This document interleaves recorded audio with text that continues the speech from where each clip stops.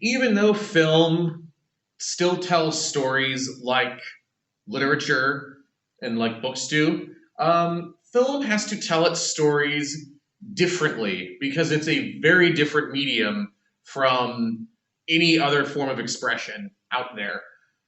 So, because of that, we have to understand the unique, for lack of a better term, the unique language of film to understand how it is that filmmakers use this medium to tell their stories and convey their messages without the same tools that writers would have at their disposal, and while having different tools at their disposal. So, one of the most important things we need to understand when we look at film language or the way stories are told in film is cinematography, a word you probably heard of before but hadn't really given much thought to because you haven't really needed to do that before. So cinematography, I give a simplistic definition in the instructions slide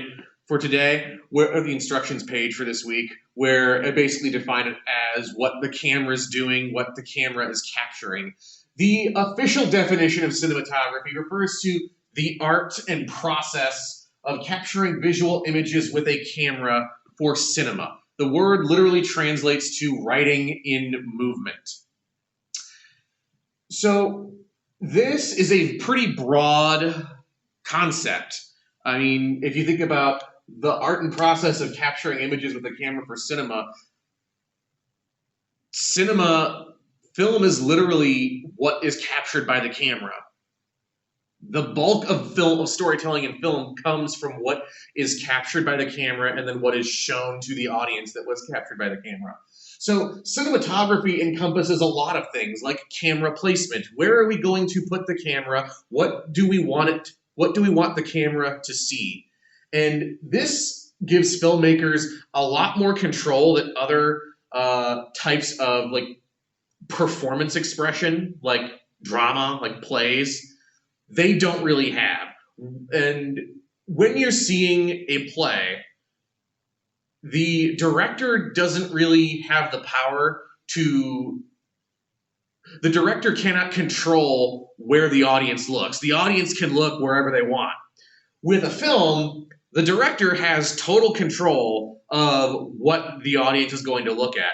The director has complete control of what he or she wants their audience to see. If they want them to see it, they can put it on the camera. And if it's something they don't want them to see, they will make sure that it's not even shown on camera if they're doing their job properly.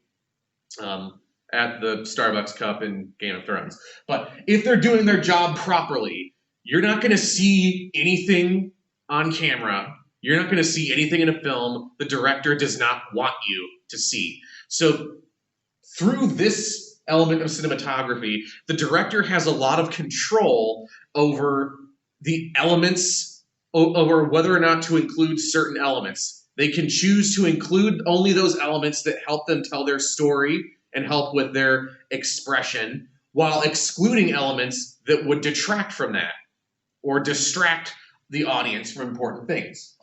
Cinematography also encompasses camera angles. So when we're talking about camera angles, right now, the way you're looking at me right now, this is a camera angle. Now, this is a camera angle that's kind of dictated by necessity. I'm not trying to make a point or anything about it. Basically, this is a way I can have notes on screen with me on screen as well. This is by necessity. But filmmakers with more experience with camera placement and with more time and with more of a need to use camera placement to help tell their story and convey their meaning, they know that they can use the direction of their cameras, where the camera is placed in relation to the scene to help tell their story, if any of this makes sense. For example, one of the movies we watch later on this semester The Godfather.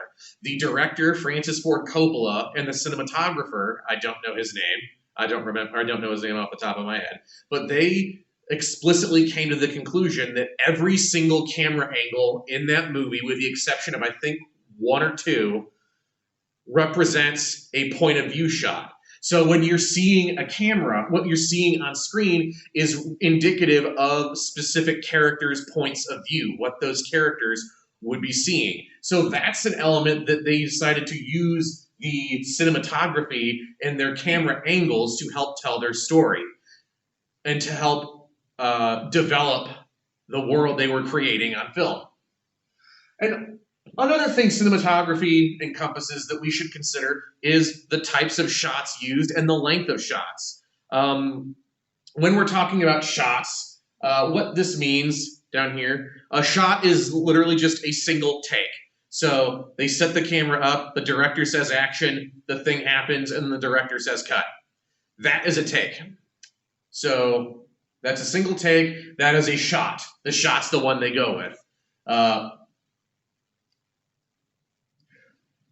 As you may have seen in a lot of, or I should be fairly common knowledge by now, one of the benefits of making a movie from the artistic standpoint is if the scene happens and it's not the way the director wants it, he can make the actors do it again. There are some directors like Stanley Kubrick who directed films like The Shining, Full Metal Jacket, Clockwork Orange. He was notorious for making actors do dozens and dozens and dozens of takes of scenes until he got exactly what he wanted out of them. But the take they go with is the shot. Kind of building off of a shot, a scene is composed of several shots. And then building off of a scene further, you get a sequence which is composed of several scenes. So this is, in general, how portions and segments of film are divided and described. How certain segments of time are divided up in movies.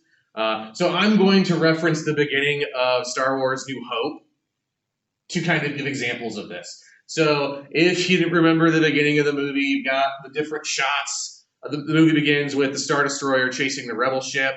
You got the different shots showing the space battle outside, like one shot showing the ships coming towards you. Then it switches, and you got a shot showing them going away. So those would be several shots. That is a scene. We would move on to another scene where you've got like the stormtroopers coming through the door and their initial fight, and then you got a scene showing Leia giving R2 the plans, and you got a scene where Vader comes on and stuff with Vader. All that entire opening stuff together. So basically from the beginning of the movie until R2 and C-3PO land on Tatooine, that is a sequence.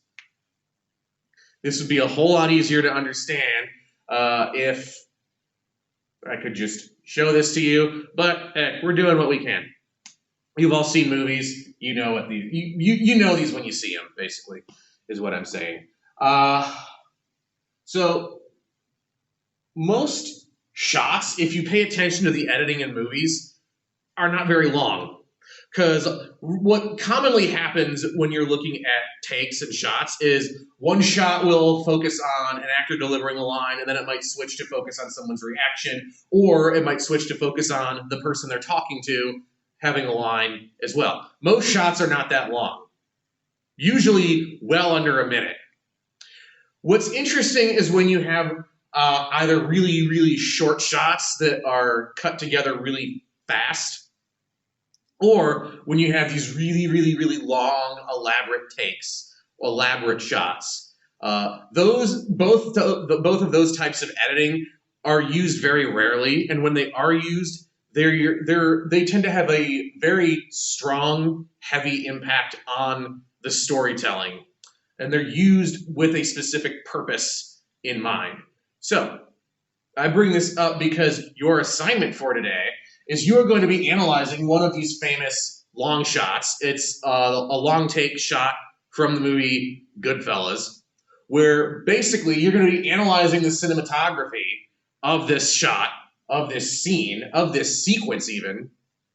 It's one shot that is all of these things. and basically analyzing how the cinematography, how the director, Martin Scorsese, uses his cinematography in that scene to enhance his story and help him better convey his message or the meaning that he wants you to get out of this. So, just the only context you really need to know for this scene, you're focusing on two characters, Henry and Karen. They are going on their first date together. And that's really all the setup you need to know for this scene.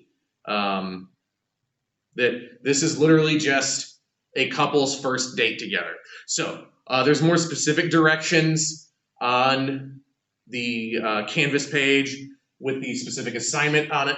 If you have questions about that, send me an email or come to my office hours. All right, take care, guys.